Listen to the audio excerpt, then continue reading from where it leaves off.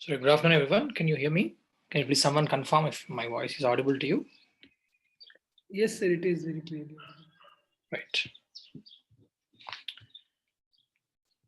So first of all, very sorry for the inconvenience. I think abruptly I had to stop the classes and took me enough time to get back to classes here. So I'm not sure if you already got to know about this, but yeah, there was something went on in my family. My father got COVID, and there were a couple of people in my family, including my mother, who was infected. So my father hospitalized and he passed away. So we had a little difficult time that we were going through. So finally, I decided that I have to come back to work, started work. So I know that it was little inconvenient for you because I started with only few classes and had to stop in between, right? And also, let me tell you that I have to stay with my mom here in the village. So I have little issue with the network. So we'll see how it goes today. In case we have any difficulty or issue with the network or in following, without any interruptions, we'll continue with this. If not, I'll find an alternate to this. Okay. Wherever you have difficulty in or any interruption in my voice, do let me know. So in case if you're struggling with respect to, because on my side, I have a little issue with internet speeds and I don't have too many options out here. So we'll probably work on what can be done with respect to reducing the burden on the network flow. Okay, right. Where did we stop the class? So I know we were talking about evolution, but specifically I knew that we finished talking about evolutionary theories. Am I right?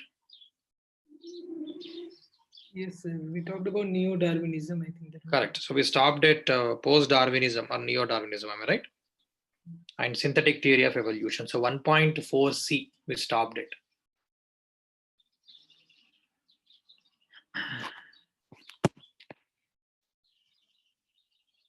Okay, so what are we left with here is, if you see in the unit 1.4c, because I told you 1.4a will be covered separately, because for that we will work on 1.5 first. So we only covered 1.4b in the last classes, and we are going with 1.4c next.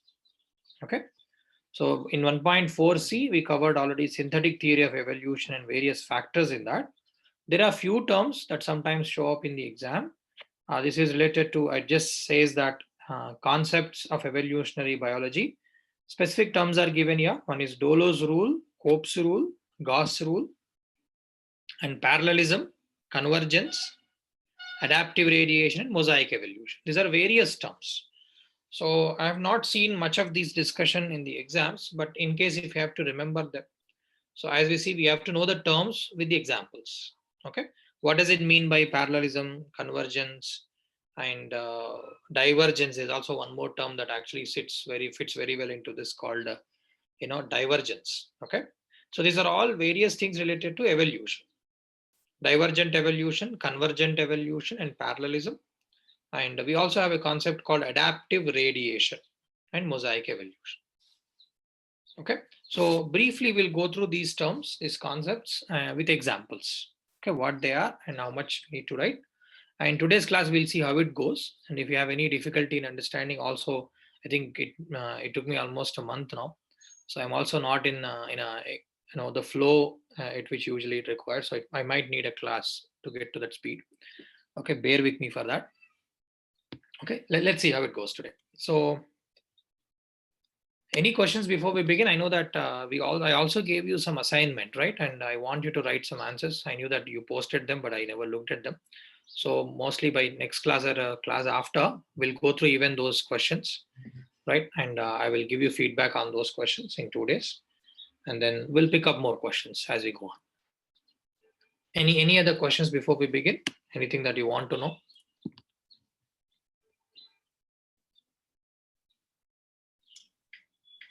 I think we stopped at recombination was the last thing we discussed, and post that. I did. So that is part of the post-Darwinism, right? So we're talking about various components. We briefly went over those. We are going to put more light onto these topics as part of population genetics. There we are going to spend a little bit of time, because if you see, or if you've already looked into the question, sometimes they ask us about mutation, recombination, these type of things and their role in evolution. We are going to discuss more about them.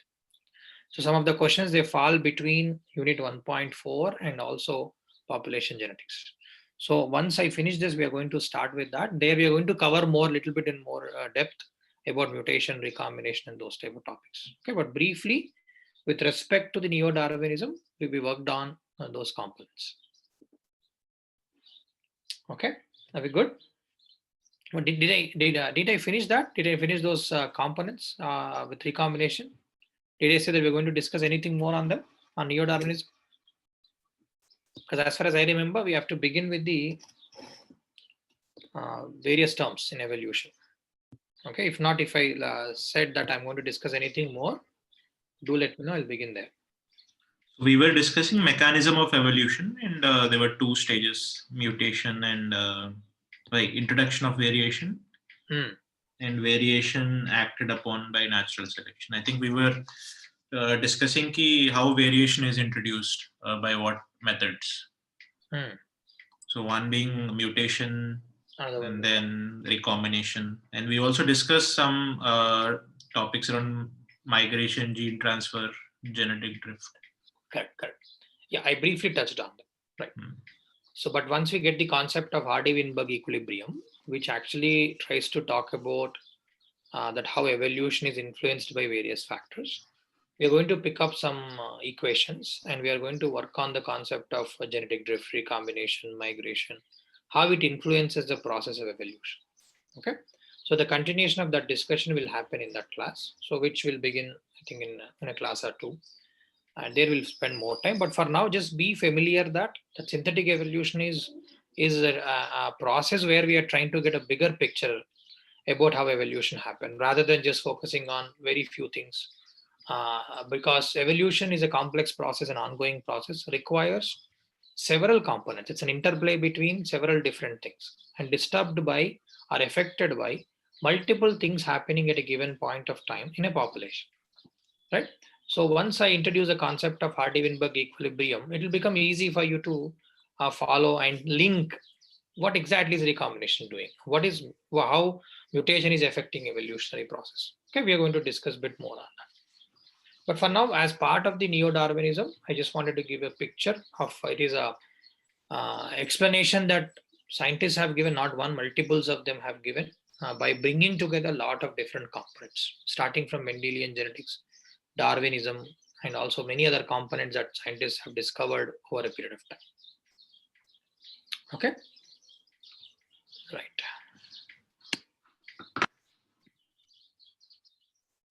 Anything else I need to know before we begin the class?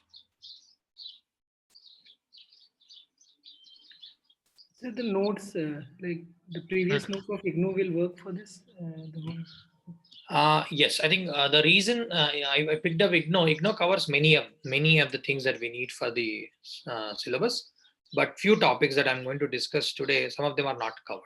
Okay, so I'm going to give you additional material on that. I could not post the specific material to you already, but I'm going to add something more to what I've given for IGNO.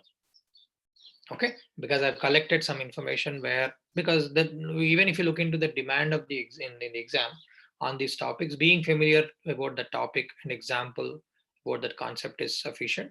For some topics, we don't have actually the Cope's rule, Dolo's rule. We don't have great amount of material for that, but I've collected summaries on them, and I'm going to provide you material on that, like a summary that I made on it. Okay, so IGNO plus this content should be sufficient.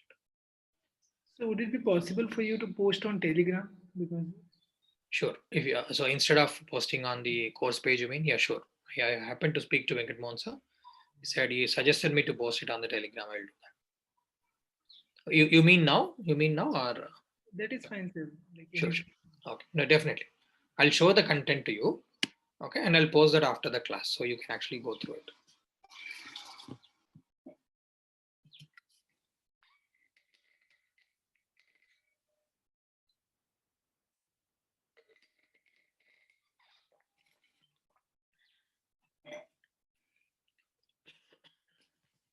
Okay, let me pull up the files.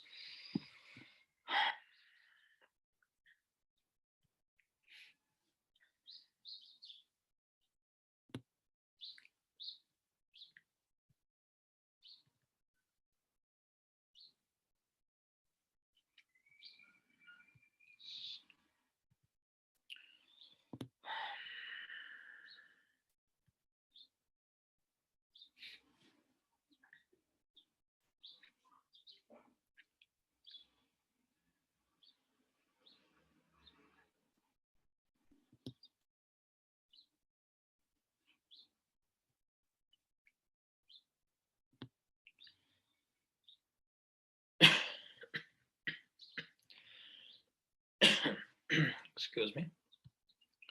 So active radiation.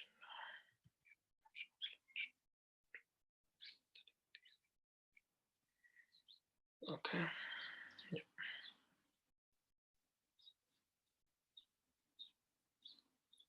So first we'll begin with the concept of speciation. I would like to briefly explain you the concept of speciation. Then we'll move through a couple of topics on that. So I'm going to share a couple of documents here on that. So share screen.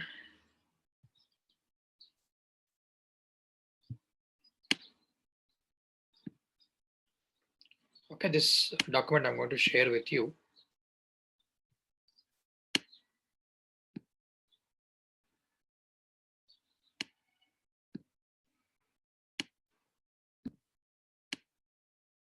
So you should be able to see this document, Word document here. So here we're talking about speciation. So evolution, when we discussed about evolution, evolution refers to the changes we acquire over a period of time, resulting in a new species, right? So something that looks similar is evolving into something that is different, something that can be differentiated into another species. Okay, formation of new species. Let's say humans, at one point of time, we were not existing, but eventually in evolution, from something from the apes like monkeys, chimpanzees, humans got evolved. So new species that is called Homo sapiens, for example, has evolved. Before Homo sapiens, we had other ancestors that got evolved from the other similar organisms. So resulting in a new species. So speciation is a process behind it. So what is speciation? It is the process how a new kind of, either it could be a plant or animal species is created. A new species is created. It could be anything. It could be microorganism, it could be plant, it could be animal. But creation of new species is called speciation. So this is part of evolution. Okay, formation of new species is called speciation. But how does this speciation occur? Right? How does new species form? Of course, it has to happen through evolution. But is there a single way or single method of evolution? There may be different mechanisms behind it. That is where some of the terms that are given in the syllabus come into the picture. Okay, so what happens in speciation, how new species gets formed? There must be different mechanisms to result in formation of a distinct organism. Right? Do you all know what is the definition of a species? When do you call something as a new species? Is it just enough to be remarkably different from each other? Or there must be something else to define something as a species? Reproduction can be a criteria. Okay. Yes, it is something to do with the reproduction. So, like for example, you call humans as a different species than chimpanzees. Why? Because they are reproductively isolated. So meaning humans can reproduce themselves. They exchange the genetic pool, genetic information among themselves, and can give rise to fertile offspring. So that organisms, maybe because you might see some resemblance sometimes, but here the definition goes based on if they are reproduced. If they can reproduce, can they give rise to fertile offspring? Like you probably know about mule, right? The example of mule. How is mule created? By crossing what? Horse and donkey. So horse and donkey, right? But can you call mule as a different species, a separate species? No. No. Why can't we call it? Because it looks different. Of course, it has resemblance with both of their parental parents.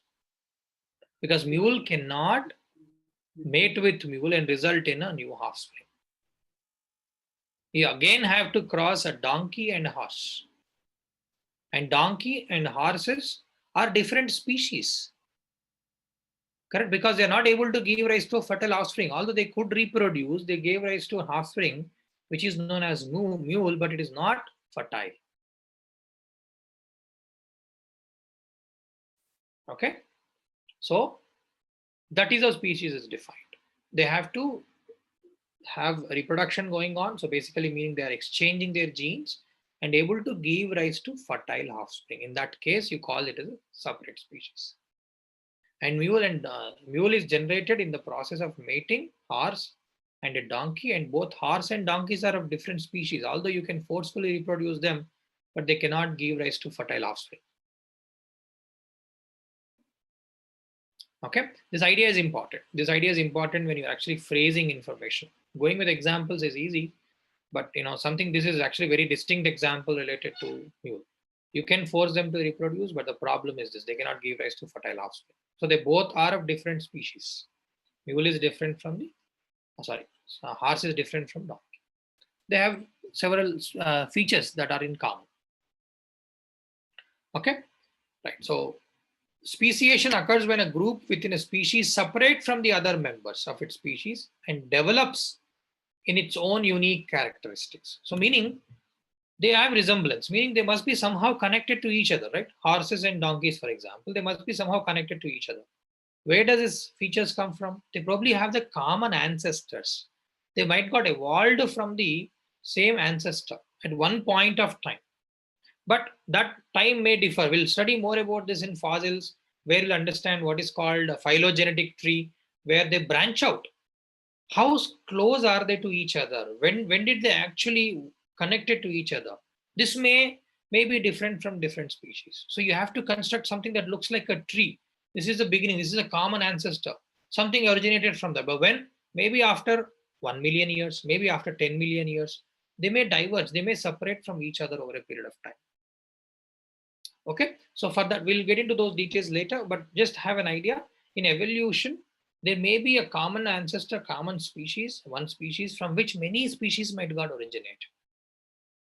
So to become a new species or a different species, this new organism has to acquire enough changes, enough differences to be reproductively isolated, to be reproductively incapable of producing fertile offspring. That has to happen. That is what is speciation. I'm just explaining what that I was just talked to you about. So it occurs when a group within a species, organisms, I'll show you the mechanisms for that.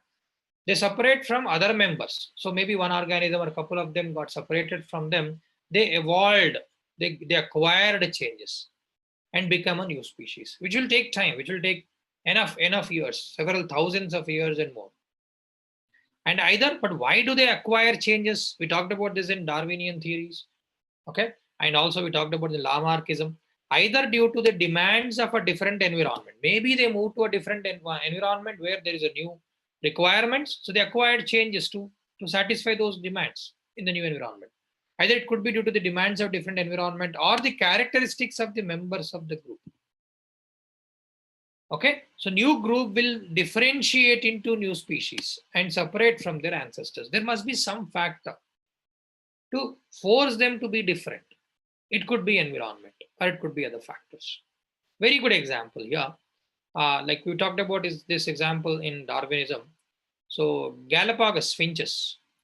So what Charles Darwin noticed in Galapagos Islands, finches, those that have different beaks. Right, we discussed that example in the class, right? So why did they have different beaks? Why did they evolve to have different beaks? Different food requirements. They developed different beaks to satisfy their food requirements. If they are, kind of eat some sort of insects, they need to have, those sharp, tips like beaks so that they can actually poke them and kill them. Or they have to have really hard beaks so that they can actually eat nuts. They break the nuts and eat them. So the beaks actually evolved to satisfy their food requirements because of competition, or it could be because of the migration that happened. So different species of these birds that Darwin had noticed in Galapagos Islands, okay, they live on different islands in the Galapagos archipelago, which is in the Pacific Ocean of South America. Okay, they're isolated. These birds are isolated from one another by ocean. Okay, so there was the barrier, there's a physical barrier which separated them. So there was a force that is acting on them. Physically, they got separated. But over millions of years, what happened? Each species of finch developed a unique beak for the reason what we discussed. They developed a unique beak that is especially adapted to the kind of food they eat. So they geographically isolated by ocean.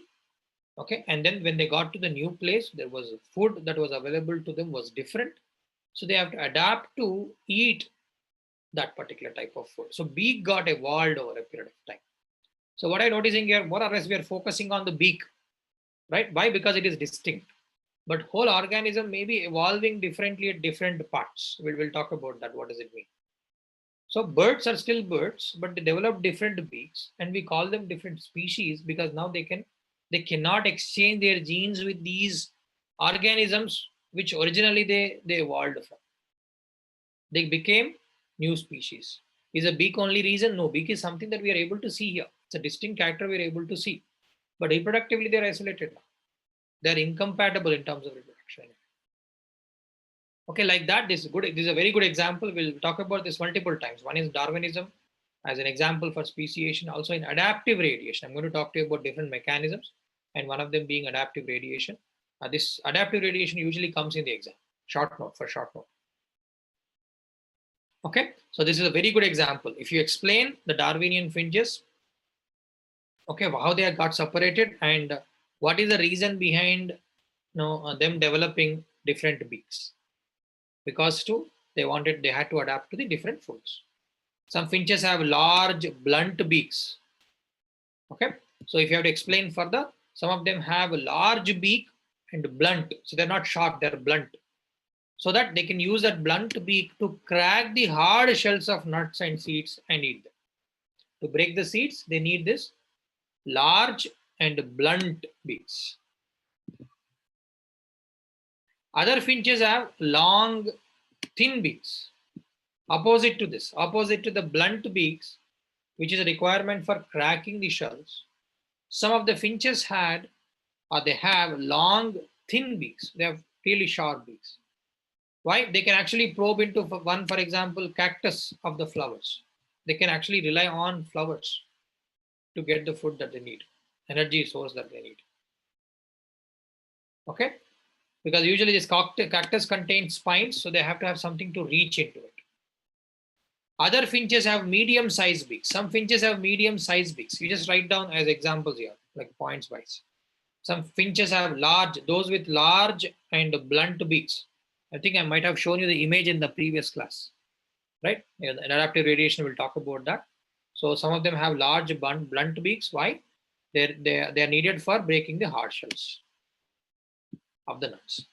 Other finches have long and thin beaks. What is the purpose of them? The explanation they give is they can actually easily probe or capture, get into cactus flowers, and without being poked by the spines that present on the cactus. Some of them have medium-sized beaks. Third category here, I'm telling you, medium-sized beaks. They can grasp insects. They can catch insects. They're neither too blunt or too sharp. They're in between, so that they can actually get onto the insects and eat them, poke them, break them and eat them. Okay, so these are good examples here. So, and as already telling you, they're isolated physically. Because they're isolated, the birds don't breed with one another. So what happened? They got separated physically, geographically. So what happened? They were actually exchanging, they were reproducing within them. So what happened? Eventually they acquired enough changes. So even if you bring them back to this environment, they would not reproduce. So they were physically isolated, acquired enough changes. What is the force here? Force is here to adapt to the food requirements. This is what part of natural selection, right? Mutations, recombinations, so these might have happened, thereby resulting in new combinations where they could result in the new beak, different variety of beak, which is a requirement for them to survive. Those that didn't develop these type of beaks, they might have died. So natural selection was acting on them. So what we see here, those that survive, and those that survive are the fittest ones. That is how we took this as an example in the Darwinism. Okay, so right. This is briefly about what is speciation and an example for that. Now we'll talk about types of speciation. There are different types of speciation. Okay, allopatric speciation, parapatric speciation, and sympatric speciation. Allopatric, parapatric, and sympatric. I have an image to show you on that. They're not too complicated. They may confuse you a little bit, so understand the concept. And once you understand the concept, it will be easy for you to remember. You don't have to by heart too much here. So remember the definition. Maybe if you can provide an example for that, it will be great.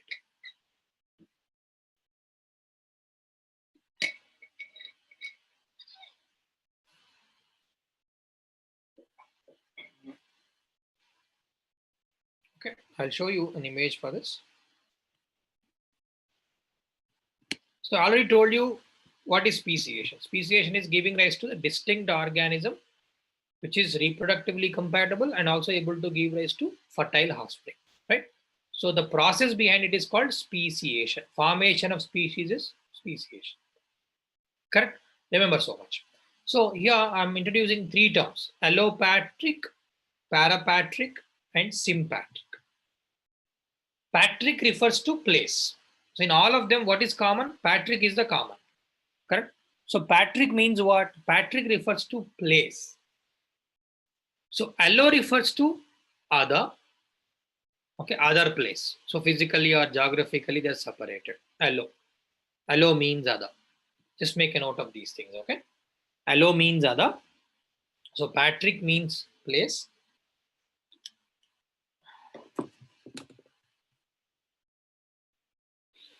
So Patric means place. Allo means other.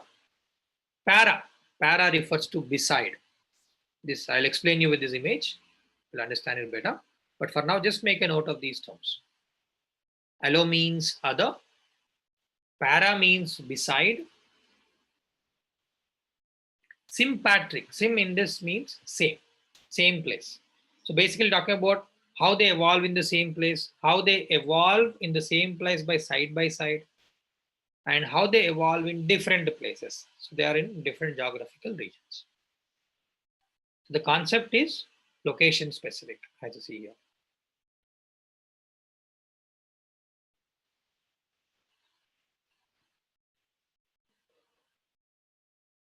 Okay, first we'll talk about allopatric. What does it mean by allopatric speciation? Allopatric speciation. We'll switch between this image and a summary made for this. So allo means we talked about other different places, right? So for example, a species that is spread out over a large geographic area. Okay. Sorry. So allopatric. So this happens, allopatric speciation occurs when a species is for some reason separated into two groups, like the case we talked about, Darwinian finches. They got separated onto different islands and separated by the ocean. Correct? So they got to different geographical regions or different places, allo, other places. Species is separated into two separate groups which are isolated from one another. So physically, geographically isolated. A physical barrier here. So it could be like we talked about water, like ocean. So it could be water or it could be mountains sometimes. Then maybe they are separated by mountains. So it is not easy for them to travel or move to the other side. So there's a physical barrier that is acting. A physical barrier such as mountain range or a waterway makes it impossible for them to breed with another one. So they're physically separated. They're not breeding anymore. They're not exchanging their genetic information anymore. They're separated. And wherever they are, because of their local needs, they started evolving. So what happens? They become distinct enough to be called as new species. Okay, if process happens like that, because of a geographical separation, maybe because of mountains, maybe because of water, such a method is called allopatric speciation.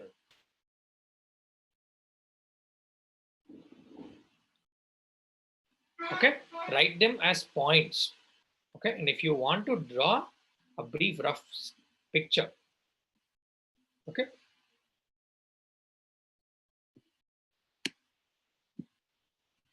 So this picture you can take as an example. So original population was like this together. Initially what happened? A barrier is formed. This might take, it doesn't happen spontaneously. Over a period of time, this might have happened. A barrier is formed, separating two regions. So geographical separation. They were originally there together. They got separated because of physically they got separated because of a barrier formation. Like I was telling you, water or mountains.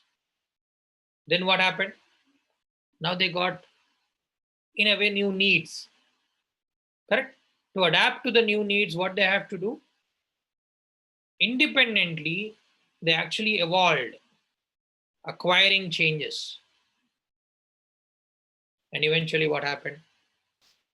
As you see the color differentiation, one became blue, another one became green.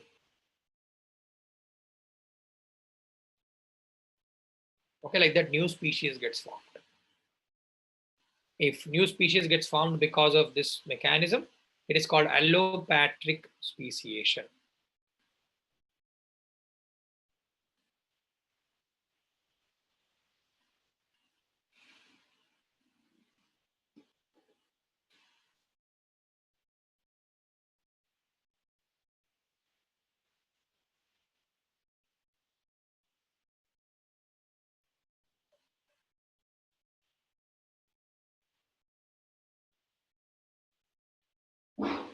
Okay. Briefly write the concept, because I'm going to share this with you. So you will have the content that I'm talking to you about. So don't try to write large sentences here. A brief concept you write, so that when you have to revise, you revise through this content. So allo means other, patric means place. So species got formed because they are physically separated from each other. What could be the physical barrier? A mountain range or a waterway. So that they are separated. They're actually reproductively separated. So they won't be able to breed with each other. Okay, each species develops differently based on the demands of their unique place or unique habitat, or the genetic characteristics of the group, which are passed on to their offsprings. Okay, good example here, Galapagos finches. That is what happened, right? They're physically separated, and then because to satisfy their food requirements, they evolve differently with different beaks. So this is a good example for allopatric speciation. Okay, good. Is the concept good? Could you follow that? Okay. Now, what about parapatric speciation? We build the other concepts based on this. Allo means other. Okay, this is clear. They somehow got separated, evolved differently. But how is it possible if they are there in the same place? How is parapatric speciation is possible? Many of these things were defined based on observations, based on examples. So what is parapatric speciation? Para means beside, right? So they were in the same population, but side by side.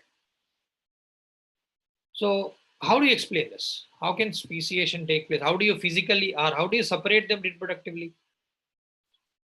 Species is spread out over a large geographic area. Let's say there is a big place. There's enough gap between them. Okay, they're spread out on the large geographical area. So when populations belonging to the same species, so they were all together in a way, that they probably evolved from the same species, and eventually what happened?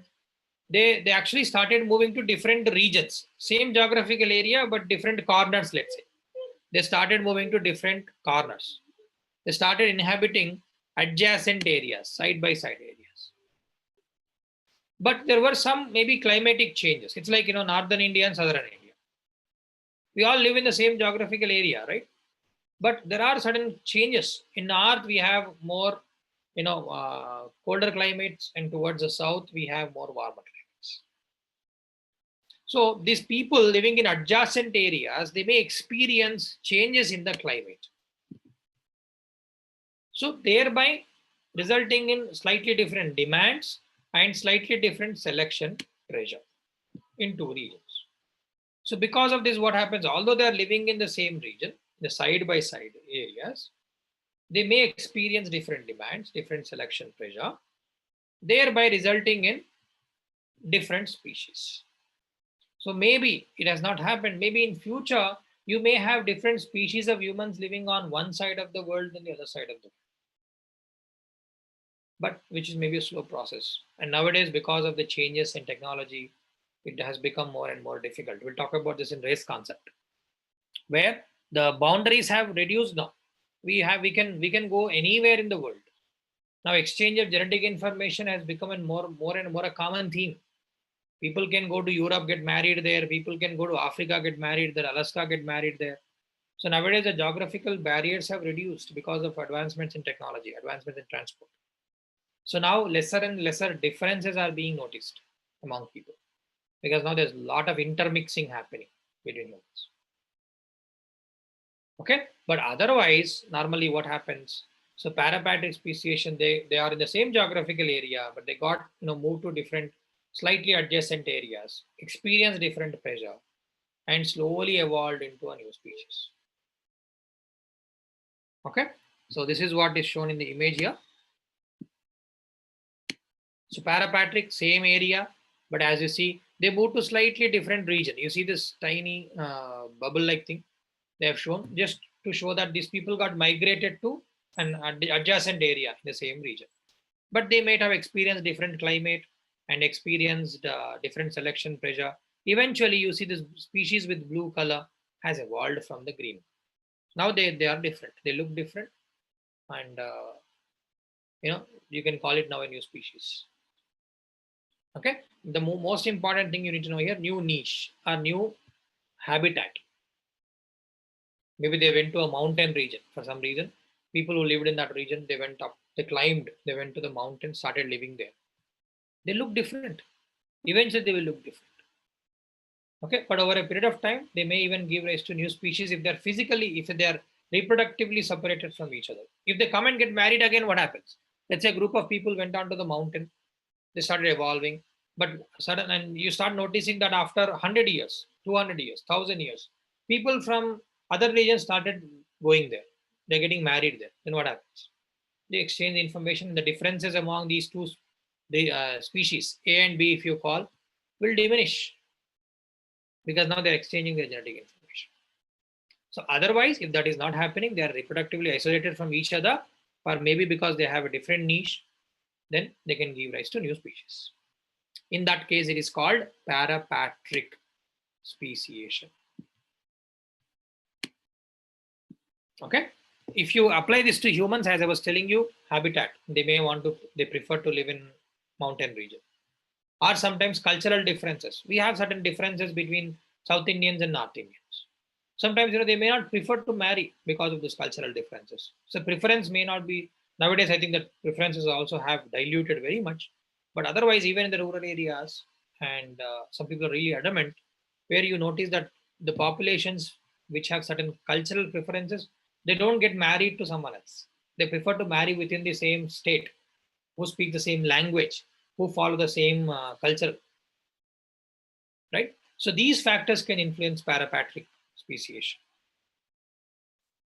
So members of a population prefer to mate or marry members of their respective region.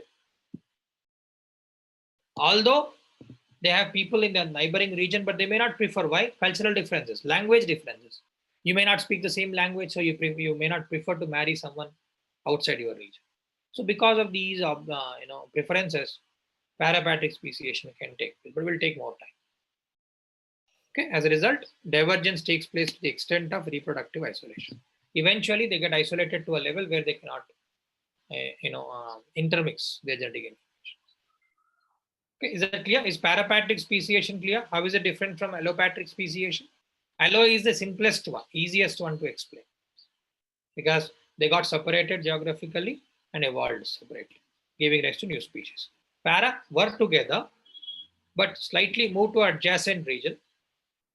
Maybe because of cultural preferences, some priorities that they had, they got isolated eventually, reproductively, and then resulting in new species. That is called parapatric speciation.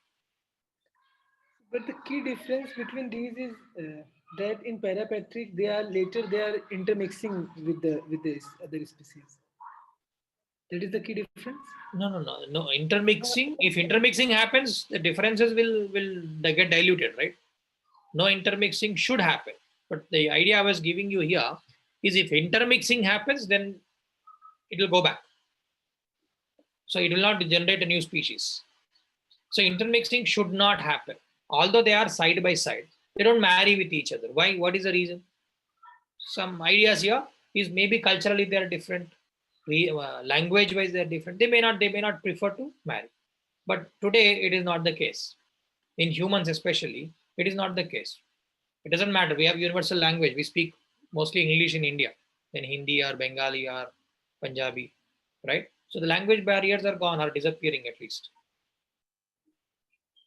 So if intermixing happens, this concept of separation, reproductive isolation will not happen. Intermixing is not happening, but sir, they are getting like separated in a way, right? They are beside, but they are separated. Correct. But allopatric is they are separated. So how is that separation different in both the cases? So just the reason is different. There, physically or forcefully, they were separated. Here, there was other reason. They were together. So place-wise, they're in the same place, side by side. But there may be few reasons where they don't prefer to marry, meaning they don't prefer to exchange their genetic information. And the requirement for formation of new species is keeping them separate so that they don't exchange their DNA. So whatever mutations these group A and group B are actually acquiring, they stay separate. So separate, so they get accumulated to give rise to new species. We may find new human species in northern part of India, southern part of India. We won't be there to see it, but this may happen. So these are all ideas. These are all ideas, okay? Ideas that originated from seeing examples. Okay, right. Sympatric, bit more complex. Para, we understand some differences among them. Dean let them marry. But now same place. Sympatric speciation. What happens here? Okay. So here, the new species probably are formed due to genetic divergence among few members of the species. They are there in the same geographical area, but there was some genetic, inherently, some elements are actually different in them. Okay, here, the difference is not because they're geographically isolated, as the case with allopatric speciation. They're not geographically separated from each other. Okay, but the differences may occur due to exploiting the new location or new habitat. So this is similar to what we learned in the parapatric evolution. So here what happens? The new region might have formed. This may be, it is not necessarily in the adjacent region. It may be in the same region, within the same region. There was some preference that people got into. We can take the same explanation I was giving you for the parapatric. Maybe a religion in the same area, like for example, just to give it something that is more clear to you, like Hindus marrying to Muslims or Christians is happening, but still we have some sort of inhibition, right?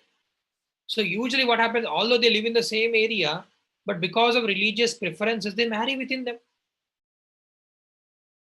Correct? Although this thing is also diminishing, but we still see that they have preference for religion.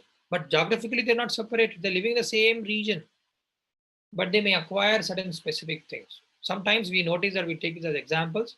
Some people have specific type of genetic disorders because they marry within them. So it's like inbreeding happening in them. Correct? So something like that. But genetically, they have a preference. They are staying to themselves, or they're sticking to their own regions. Here, not necessarily the region, but the religious groups, or it could be something like that, where only a limited exchange of genetic information is happening with limited people. And they are different from the other groups living around them. So here it is happening with the same region for different factors. The new niche may automatically reduce gene flow with individuals exploiting the other niche. Like for example, corona, alternate example. So what happened? Corona actually got adapted to us, to humans. Okay, so it might have come from bat. It might have come from a bat to, pangolins, for example, as the theory says, and maybe to humans. They got adapted to humans, and they started growing into those, or multiplying in such a way that now they adapted to humans. They infect more and more humans. The same ones may in future, like bird flu. Bird flu can infect birds and also humans. Bird is a different species from us, but this insect got adapted to birds and eventually got adapted to humans. So few changes for them. It's a very small genetic information. Making few changes is sufficient. Within our lifetime, we see the changes. Corona, we are seeing new strains. Some are more virulent, some are less virulent. Some may even find new hosts because they have small amount of genetic information. By changing those, by making few changes to them, it is sufficient for them to bring in new species. But here, strain is much smaller term than the species. Subterm in a way, you can say. Few smaller changes with differences in their pathogenicity, meaning their ability to cause infection or disease. That can happen. Okay. So insects like mosquitoes, you hear about mosquitoes, right? Malaria is caused by, or malaria is spread by particular type of mosquito species. Dengue, Zika are spread by different mosquito species. Okay, they got adapted to them. So here, because of certain preference like that, although they live within the same region, they may evolve into different species. Okay, but I know this is very, very rare chances that we have compared to the allopatric, parapatric. Sympatric is more difficult to understand, more difficult to believe in a way. Okay, the likelihood of sympatric speciation is perhaps the most controversial aspect of speciation. Okay, because physical barriers makes it easy to reproductively isolate, but within sympatric, it is difficult to imagine how this happens. But it does happen, rare phenomena. Okay, just be familiar about this. So how do you describe it with an image? Basically, the difference is we start with the same species. Now here, what happened? We are not, in the first case, we physically separated. Second case, we have shown adjacent region. In the third case, you show something like within the region, within the population. So few people, I was telling you, religious preferences may result in a new species because they stick to themselves, but practically unlikely.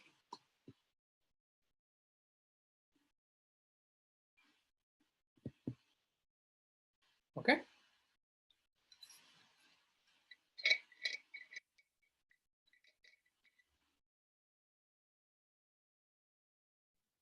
Sir, has it anything to do with ecological succession?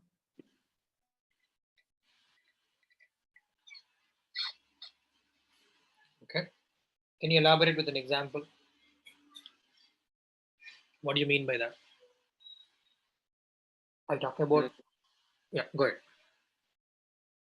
I'm not that aware about ecological succession, but it's like you have one species which come, and then at a new landform, like volcanism, we have a new species that evolved there, and that is like pioneer species that we call. When then after that we have some other species that come after that, something like that. I have to revise. I have to just check once. I see a link to that concept, but let me once revise. It's been some time. I have to briefly go over that concept. Okay. So, but I definitely see a link to speciation, a possibility for speciation to happen that way. Okay. So let me make a note of that. The next class, when I talk to you, I'll tell you briefly about that.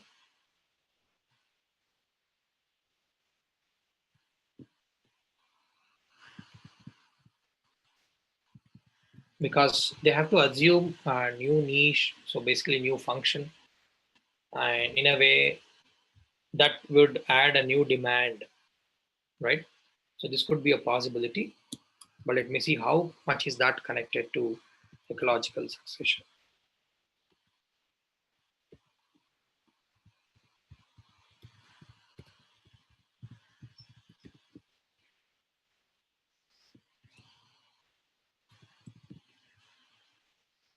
Okay.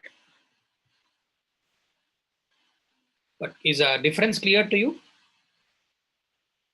Okay, I'm just giving you the components that you have to remember. First of all, you have to know what is species. Okay, so then we talked about to become a new species, you have to acquire enough changes. But what forces you to acquire new changes? Maybe you are in a new environment. Why?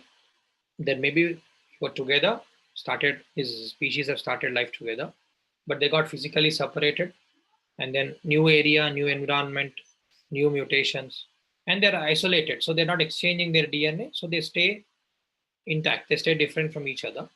So this is happening in different regions. So it's called allopatric, different regions. Para, so they are there together, but they started living in adjacent regions. Okay, and thereby, although they were together, they were actually having some preferences where they preferred not to mingle or got reproductively isolated, although they are physically connected, geographically connected. Okay, sympatric, they are there, they're not even in adjacent regions, they are there within them, but they had preferences where they didn't exchange their genetic information. Religion is a very good example for this. In that case, what happens? Because they kept to themselves, they got married within them. So what happened? They started evolving differently. But although the demand is same, but because they kept their genes to themselves, what happened? Maybe the other regions, they evolved by acquiring certain mutations which are different from this, but they both were going in the same direction to adapt to satisfy the requirements in the region. Okay, so that is sympatric. as I was telling you, sympatric is difficult to visualize. What could be that difference that can make them to stay separate? Religion is a good example for that. But is humans going to get into new species? We doubt, because now we have more broader perspectives being developing. We have marriages that are happening between religions, so that may not happen because now we have intermixing happening.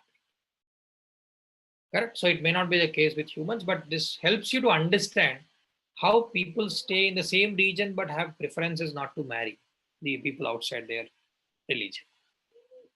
Okay, is that clear? Hello, para, sympatric. So this is part of speciation, which is not specifically given in the syllabus. Okay, but this is a very, very important concept of speciation. So what is a niche?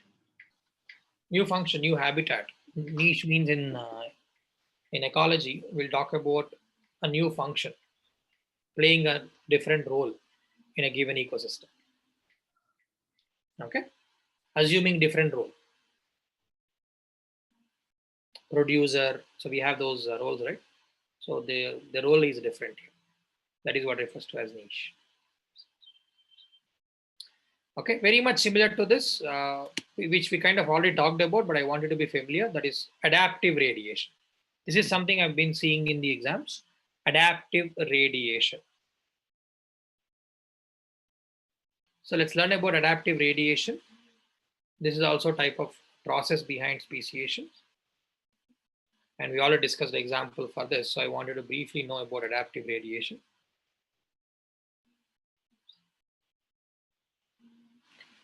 Okay, so what is adaptive radiation? So this is defined by Simpson, as defined by Simpson in 1953. Adaptive radiation refers to rapid proliferation of new species from a single ancestral group. What does that mean? What does it mean by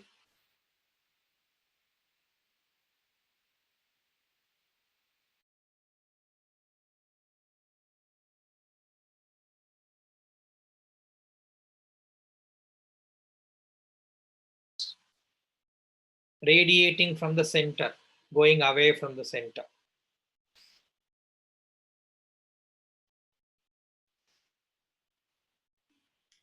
Okay, so how is it connected to speciation? There was a common ancestor. See if I have an image for this. Okay, so I'm not sure if you remember that image, like where Darwinian finches all evolved from a common ancestor. So they all had one common ancestor, okay, from which they actually evolved to have different beaks we talked about, right? So if you put them together in an image, they're connected to a common ancestor, but they all got evolved into different directions. So each direction is as if they are radiating from the core. Okay, so, and this is happening in a rapid manner. So they don't take too much of time. There's a rapid proliferation of new species from the single ancestral group. All of them are connected to their, let's say, grandparent or great grandparent. Okay, so, but they moved away, meaning they became different, but they're all connected to the single ancestor. So they radiated in all directions. In all directions means all different types of beaks in this case, referring to one particular feature, that is having a beak.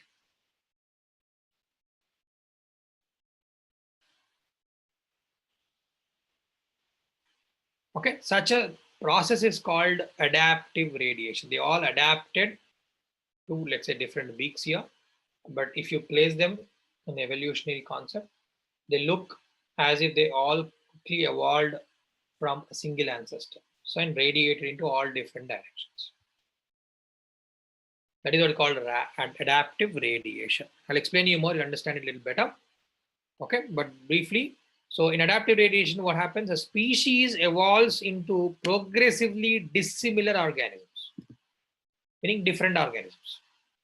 One particular species evolved into different species. Similarly, this got same ancestor could evolve into another species. Like that, multiple species got evolved from the single ancestor. That is called adaptive radiation. They radiated into all directions.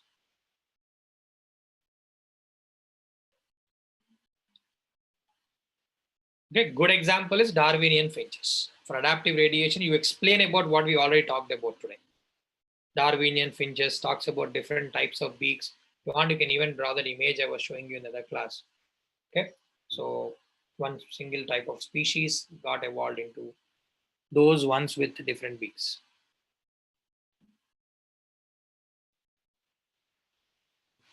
Okay, so the descendants of single species sometimes evolved to take advantage of many different environments and opportunities. So once they got into this, they actually are guided by the new environment. Here, new food, as we talked about. And rapid changes happening in the external environment. If there are changes like climate is changing rapidly, to satisfy that, they also have to change. So maybe because of environmental factors and the food that is available to them, they evolve quickly. So what is that force acting behind them? Could be quick change in climate or also food requirements, thereby resulting in new forms of animals to develop from a single ancestral form. Okay, this is called adaptive radiation. Example we already discussed about Darwinian finches. Also, sometimes I've seen that they're even asking you to explain about example related to or close to humans. It's not exactly humans, but mammals, for mammals. So adaptive radiation can also be seen in the history of mammals.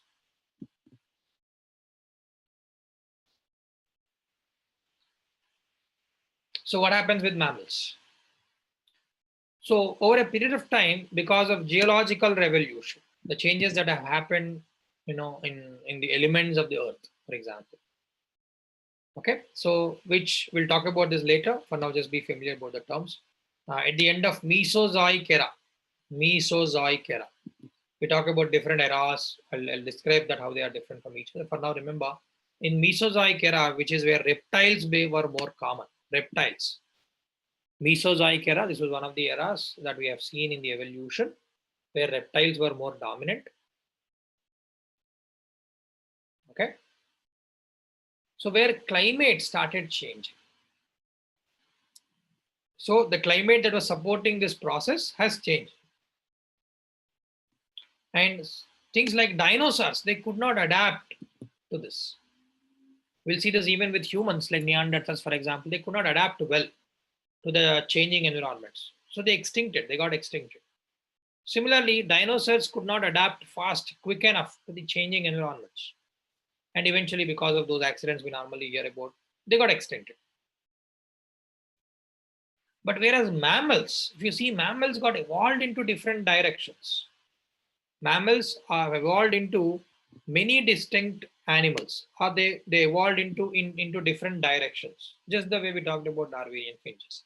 But if you have to give a mammalian example, mammals, with a common species of ancestor, got evolved into very different types of animals. For example, what are they? Rodents. Rodents. Okay, so rodents are specialized for gnawing. And some are specialized for hunting, carnivores.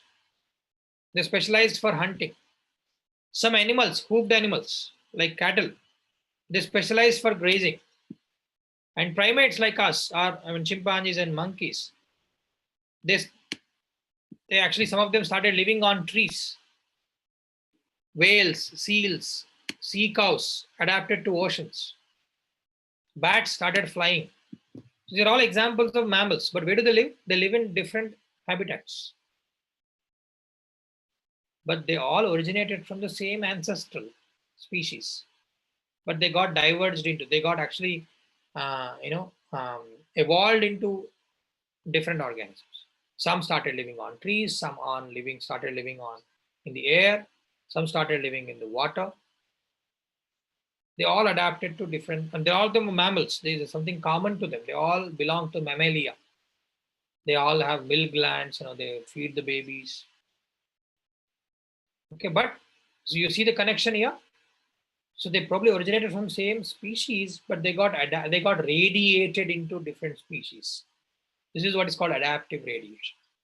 Either you pick up the example of Darwinian finches, or if they specifically ask about examples similar close to us. Of course, humans are part of this big, classification that where we are part of mammals. We'll again talk about this in unit 1.5. what is a human position in evolution.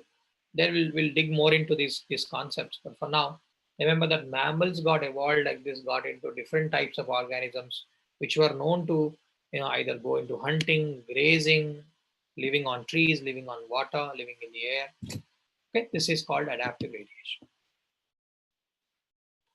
Okay, is a concept here. What is adaptive radiation? It's like radially from single species, many different types of species being evolved.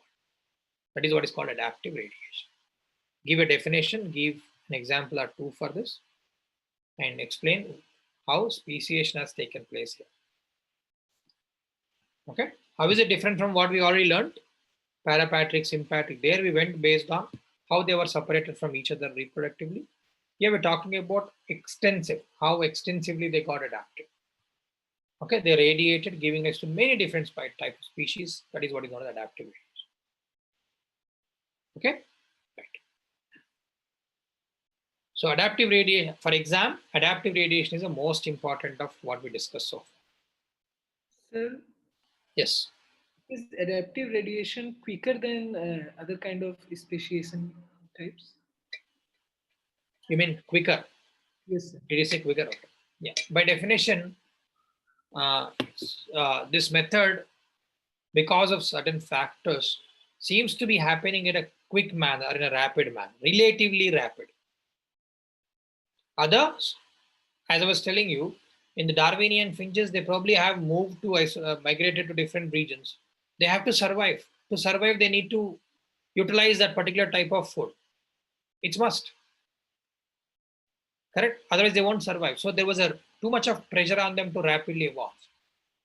So it seems to be relatively rapid compared to the other process or mechanisms.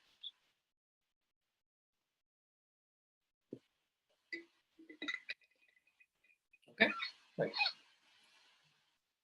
I think adaptive radiation is also given in IGNO.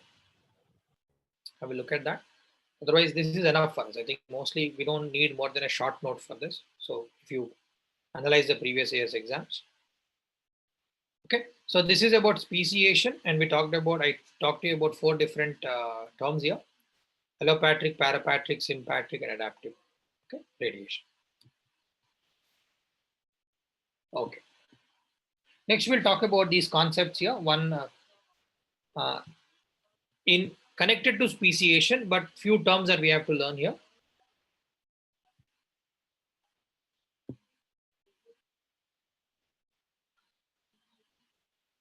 So we'll talk about convergent evolution. If you see, convergence is given in the syllabus. So it is referring to evolution. So what is convergent evolution and what are analogous organs? We are going to talk about analogous and homologous organs and convergent and divergent evolution. Right? What is convergent evolution? What does it mean by converge? Join. Converge refers to join. Correct? So in what sense we're talking about, we are referring it to evolution.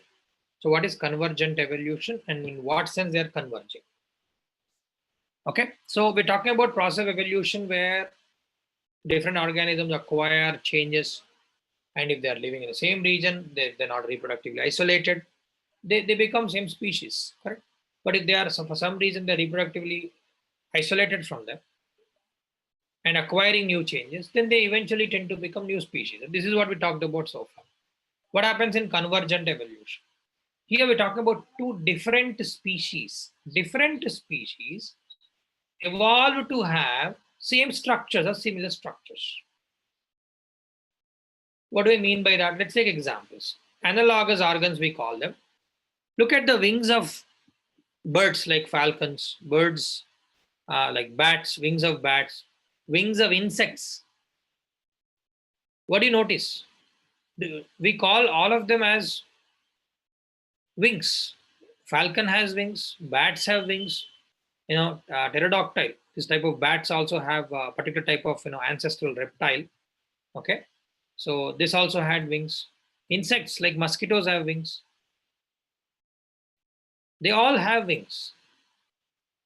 Okay, so but are they same species? They're different species. They're different species, but they evolved to have similar structures. but they are not originated from the same ancestor. They have not come, if you see the immediately, they have not come from the same ancestor. They evolved from different ancestors, but they happen to all have wings. Okay, so such organs are called analogous. They are similar. They originated from different organisms, but they are serving similar function. All of them are helping them to fly.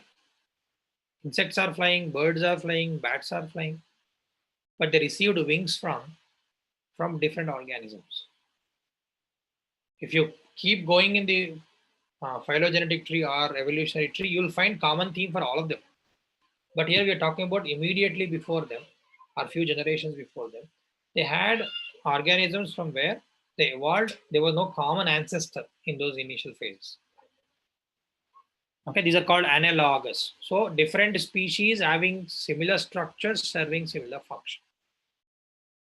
And this is called convergent because they happen to converge into same form.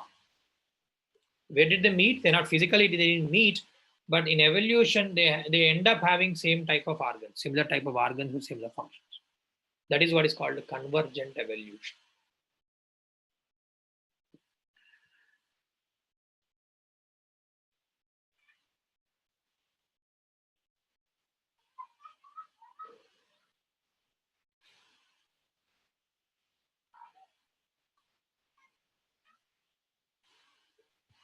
Okay. Right. Different species evolve similar structures or functions, despite the fact that their evolutionary ancestors were very different and very distantly related. Despite of that, they evolved to have same structures. This concept is called convergent evolution. Look at even structurally also, you notice them.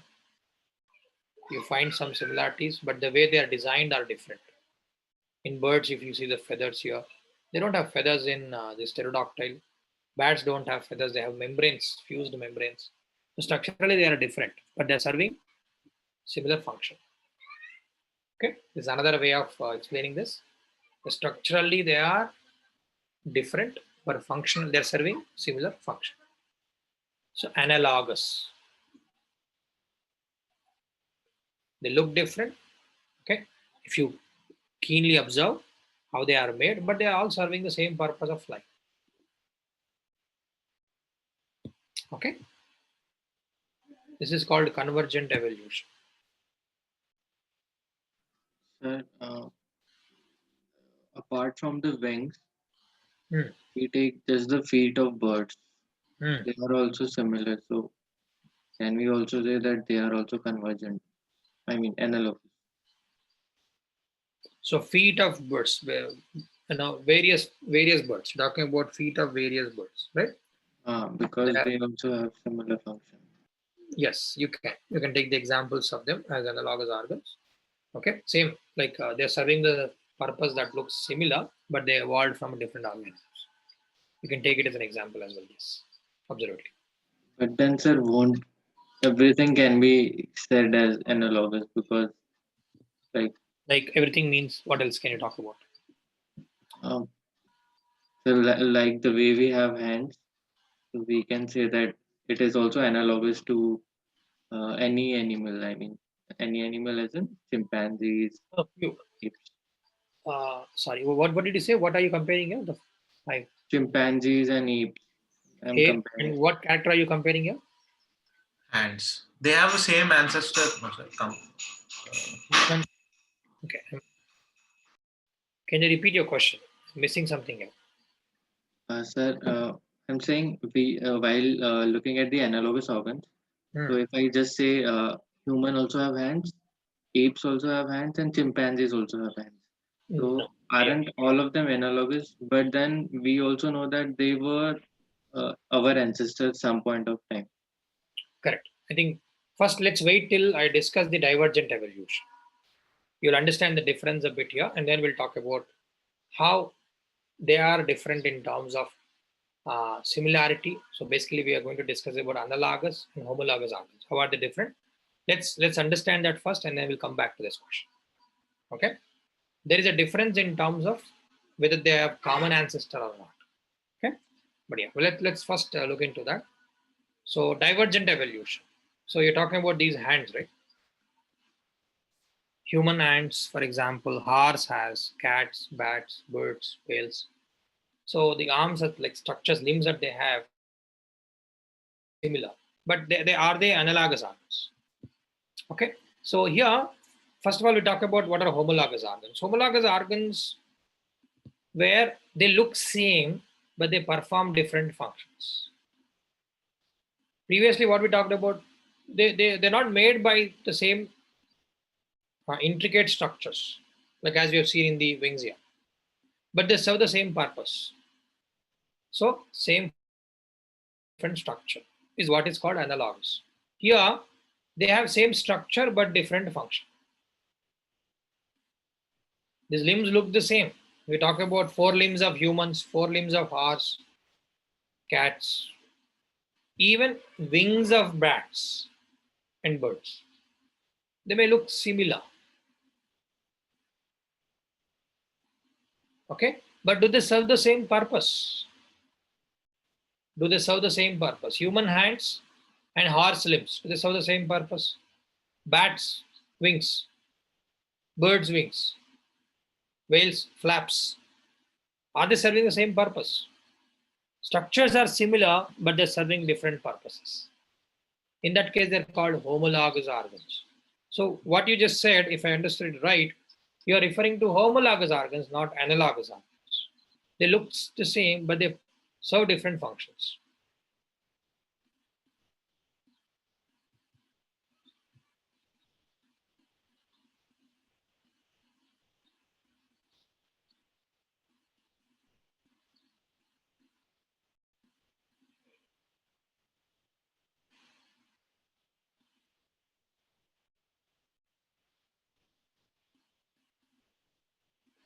Okay, so this, by taking homologous organs as examples, you can explain what is called divergent evolution. So what is divergent evolution? How is it different from convergent evolution? So divergent, diverge, converge means coming together, diverge means going away. So meaning here we have to start with the same common ancestor. Okay, there are different groups evolved from same common ancestor and accumulated differences. Like from A, B got formed and C got formed. You can draw A is the common ancestor. From A, B got evolved and C got evolved. They got diverged. Okay, same common ancestor, but acquired enough differences to result in new species. For that, we use examples, we use homologous organs. Humans, horses, we all have common ancestors, right? Mammals, cats, horses, humans. So they have some resemblance in their structures, but the function is different. Yes. So these are different types of evolution. Like what is the like larger theme under which this? In a way, you can say there are different types of evolutions. Yes, because we are trying to learn. So the core theme is this. When we talked about speciation, speciation is what should be the core idea in evolution. But there we discussed to understand the terms. I was trying to give connections there. Okay, how new species are formed. We talked about different methods, different mechanisms. So there it was mostly mechanisms. Here we're talking about different methods or different types of evolutions. Convergent, divergent. So they have not given, as you see, they randomly gave the terms. They have not given these terms in the syllabus with respect to any particular topic. They dropped them as related to evolution. Okay, but they're all connected as you pointed out. Here they're talking about different types of evolutions, divergent, convergent. Okay, these are all observations, but they want you to be familiar about these terms. Okay, right. So, but as I was telling you before, being able to define it, being able to explain it with example is important. Okay, so converge, they come together, so they don't have common ancestor, but they ended up having similar features. Divergent, they started with common ancestor, but they went away. So opposite to convergent evolution. They evolved to give rise to different species. So homologous organs is an example where They all have similar structures, 4 limbs of humans, horses, cats, but serve different functions. So then adaptive radiation and divergent evolution is similar. What? Okay. Divergent and adaptive, yes, you're exactly right. So in divergent, if you see adaptive radiation, we specifically talked about multiple new species have formed in the short duration. So divergent evolution is a concept under adaptive radiation. Okay, so divergent evolution has given rise to something like adaptive, but adaptive, we're talking about extent of that formation is different. Otherwise, you are rightly identified that divergent evolution, adaptive radiation are connected. Okay, because in Darwinian finches, they diverged to give from same common ancestor, they gave rise to new species, which is divergent evolution. So you can also take example of Darwin finches for divergent evolution, which the example we talk for adaptive radiation.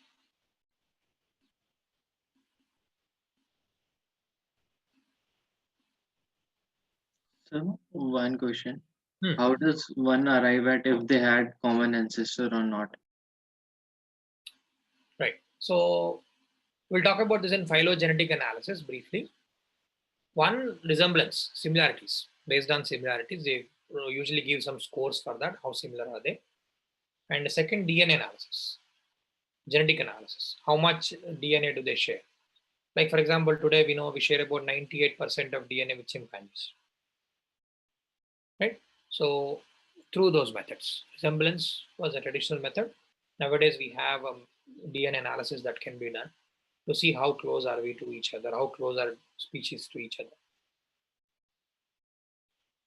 Okay, so based on that scores, they build actually, there are matrices for this, like similarity scores they give. Bioinformatic tools are normally used for this, but simply phylogenetic tree, they put something that is very close to it, they put it close to it in terms of their branching. Okay, we will talk about that in phylogenetic analysis when we discuss about more on more towards fossils and evolution they come. But there are methods. Okay, simple mere observation sometimes is misleading. So more molecular studies nowadays are being used. Molecular anthropology plays a big role here. We'll talk about that.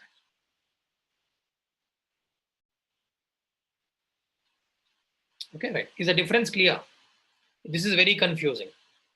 Okay, I agree that you will confuse about analogous organs and homologous organs multiple times. But make sure to write the difference clearly in the notes.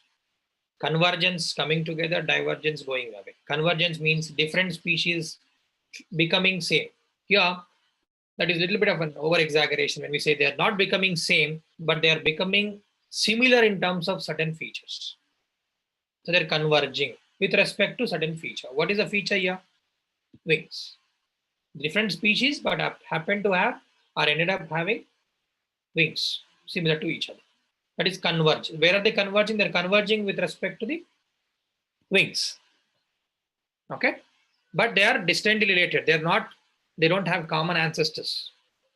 Whereas in divergent evolution, they have common ancestor, but they got diverged. They became different. So organs like that are called homologous organs. They look same, homologous. Remember homologous chromosomes we talked about? Chromosome 1 from father, chromosome 1 from, they're homologous. Do they have same sequence? Exactly, no. They have same genes for same characteristics, but with different sequences. So they're homologous. They're similar. Analogous, they're dissimilar, but perform similar functions. Okay, is the difference clear? Based on that, you describe divergent and convergent evolution. And interestingly, in the syllabus, they've only talked about convergence, no concept of divergence. Although if you open any evolutionary book, any book on evolution, they talk about both divergent and convergent evolution. In the syllabus, they only gave convergence. But if you only read convergence, this concept will be incomplete. So we have to know about both convergence and divergence. Okay, convergence, adaptive radiation we talked about.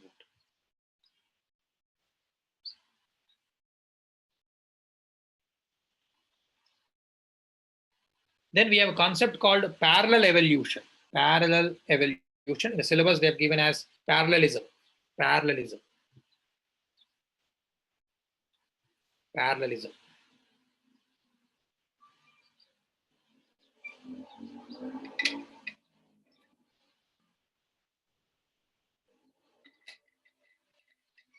So parallel means side by side or simultaneously.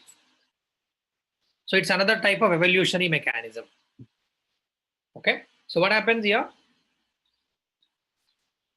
So if there are two or more species, let's say two different species. Okay, they live in the same environment.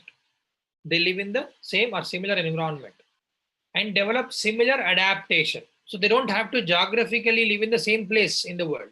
Let's say they are living in different parts of the world, but they experience similar demand, similar environment. So they end up looking similar. They all evolved at different locations, okay, different geographical regions, but they might have some common factor acting on them. And they end up having similar features. Okay. If you didn't follow what I just said, let's look at the example, then you understand it. We'll come back to this. So here we talk about mammals, marsupials in Australia and placental mammals in other continents. So here we're picking up example, one from Australia, one from other regions of the world.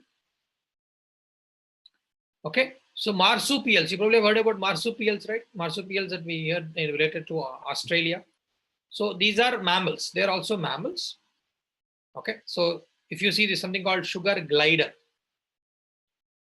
In other regions of the world, like North America, for example, if you go to, you will find very similar. Look at these images.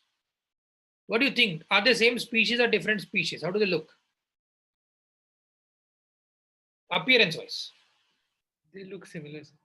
They look similar, but they are evolved in different parts of the world. This is from Australia, this is from North America.